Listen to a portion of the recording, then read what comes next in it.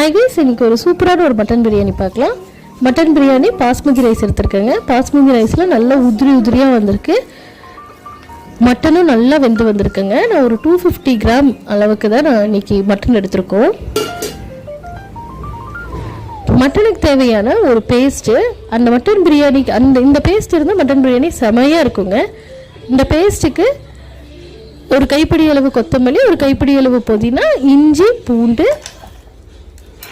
சின்ன வெங்காயம், கறி மசாலா தூள், இது மட்டும் போட்டு நல்லா கிரைண்ட் பண்ணியிருக்கேன். கிரைண்ட் பண்ணி வந்த பேஸ்ட்டு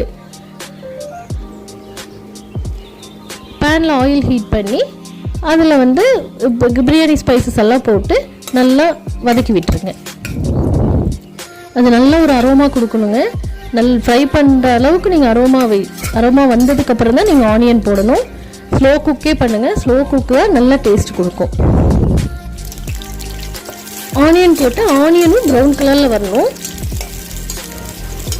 அப்புறம் ஒரு டொமேட்டோ போட்டு டொமேட்டோவும் நல்லா குழஞ்சி வரணுங்க. இந்த மாதிரி டொமேட்டோ போட்டதுக்கப்புறம் இந்த மாதிரி நல்லா குழஞ்சி வரும். நல்லா குழஞ்சி வந்ததுக்கப்புறம் நம்ம கழுவி சுத்தம் பண்ணி வச்சுருக்க மட்டன் எடுத்து இந்த பேஸ்ட்டும் மட்டனும் போட்டு நல்லா கலந்து விட்டுறணுங்க.